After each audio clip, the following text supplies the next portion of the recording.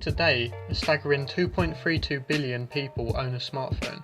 That's roughly 36% of the global population.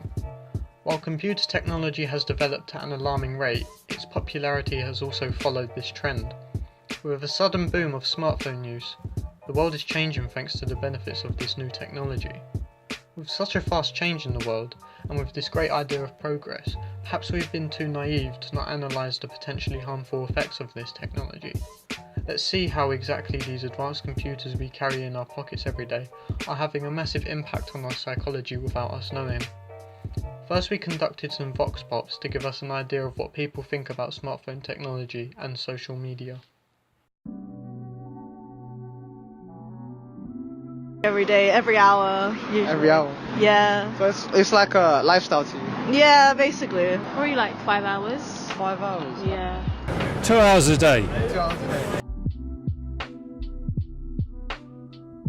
I feel like they're less likely to experience like more real life kind of events. I just think they're a lot more reliant on it. My son became a computer nerd when he was 10, and the school made him read classical Greek adventure stories to wean him off him. And he then did a degree in classics, and now he's got a PhD in applied statistics, and he runs an internet gambling company. Right. It stops you from doing other things and it's like a distraction. You become an introverted person, lose social skills, become a nerd.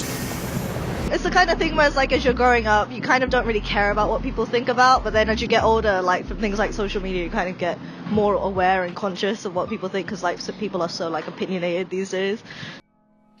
As you can see from this, even though these people use their phones for hours every day, they all share the common idea that this technology may be having an adverse impact on their psychology.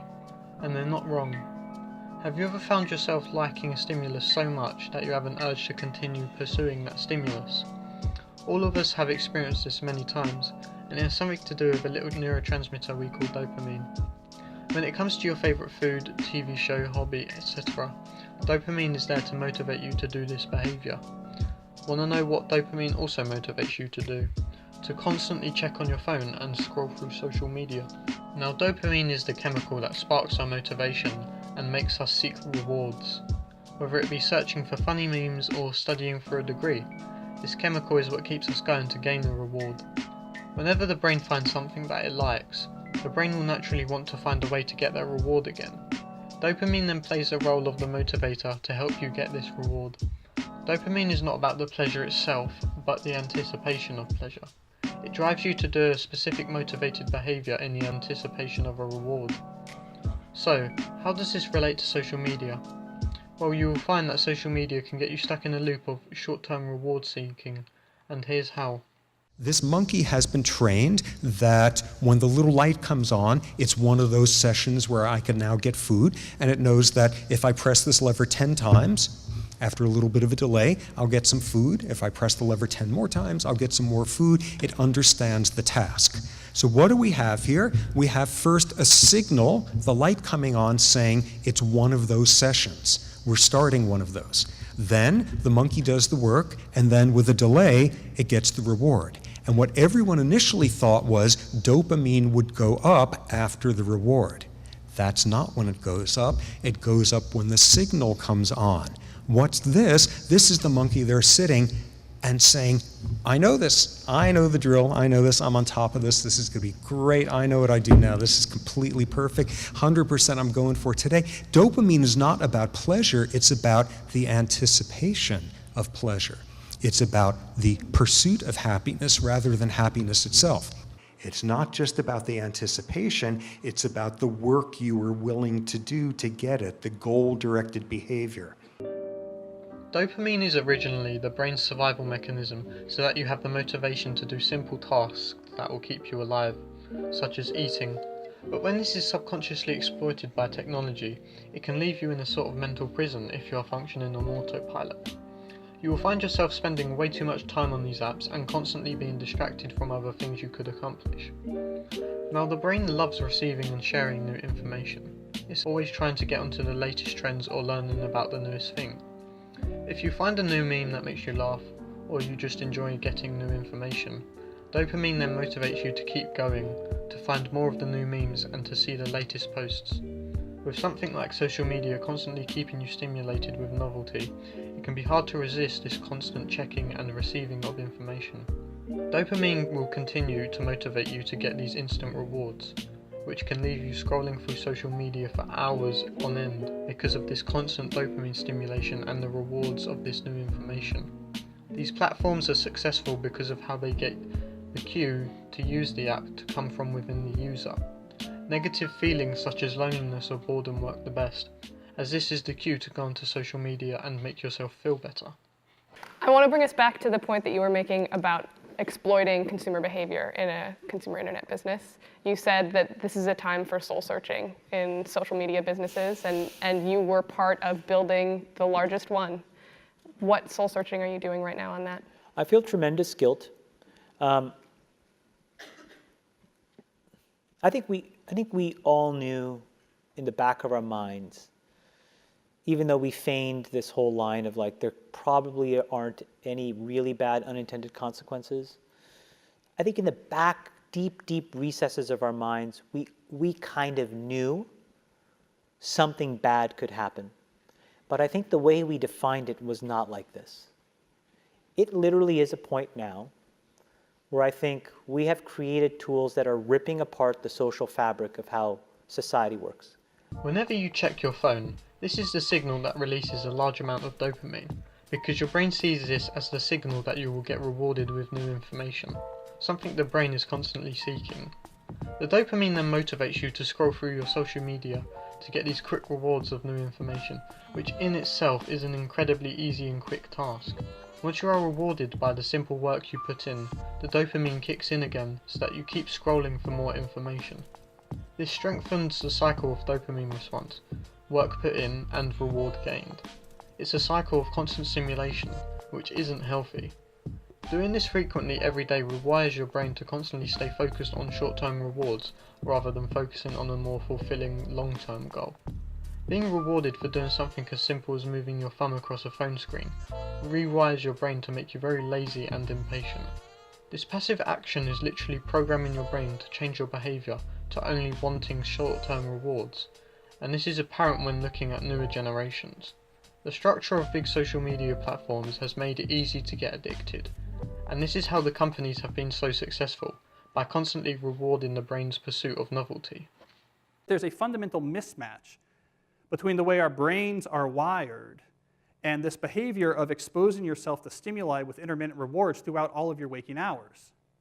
So it's one thing to spend a couple hours at the slot machine in Las Vegas, but if you bring a slot machine with you and you pull that handle all day long from when you wake up to when you go to bed, we're not wired from it. It short circuits the brain, and we're starting to find that it has actual cognitive consequences, one of them being this sort of pervasive background hum of anxiety. This constant use of social media has detrimental effects on your psychology, and functions similar to how a gambling addiction works. When you gamble, you have a small chance to win and be rewarded for the work you put in, but gambling companies trick you by making it look like your chances are much higher. Do the work, you get a reward 100% of the time, that's how it works. Now instead shift to where you get the reward only 50% of the time. You do the work and only about half the time you get the reward. So what happens to dopamine levels there? This is what they do. They go through the roof. Because what have you just done? You've introduced the word maybe into the equation. And maybe is addictive like nothing else out there. Because of this maybe of receiving a reward, dopamine levels explode and this gets you addicted to gambling. The same thing can happen with social media if you are not regulating your usage. It is this maybe of getting a big reward, which can be in the form of a post that you like the most, or something you post that ends up being very popular, that keeps your dopamine levels high and gets you subconsciously attached to your phone and your image on these platforms. When you post things about yourself, there is a natural response to try and get recognition from others. Sharing things and creating an online document of yourself is another thing the brain wants to do. We curate our lives around this perceived sense of perfection because we get rewarded in these short-term signals, hearts, likes, thumbs up, and we conflate that with value and we conflate it with truth. And instead what it really is fake brittle popularity. That's short term and that leaves you even more, and admit it, vacant and empty before you did it.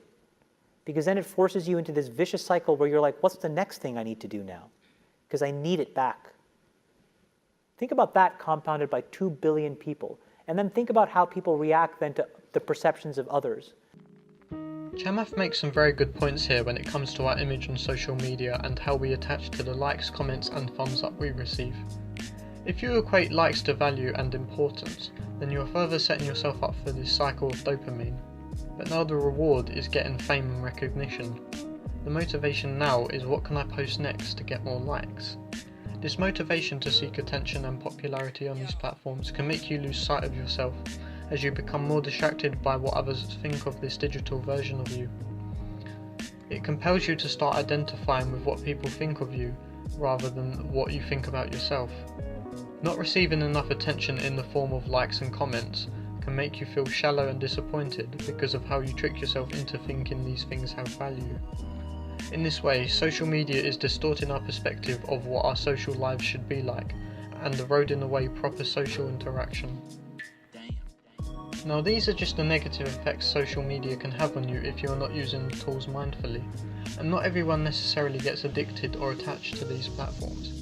The internet and social media platforms offer many benefits that have changed the world. Communication can now be done instantly with anyone. Businesses can now expand their outreach, and you can educate yourselves through these platforms. At the end of the day, it comes down to self-responsibility. Are you going to use this technology as a tool to help you, or are you going to let yourself get programmed? It's a social validation feedback loop that it's like it's exactly the kind of thing that a hacker like myself would come up with, because you're exploiting a vulnerability in human psychology.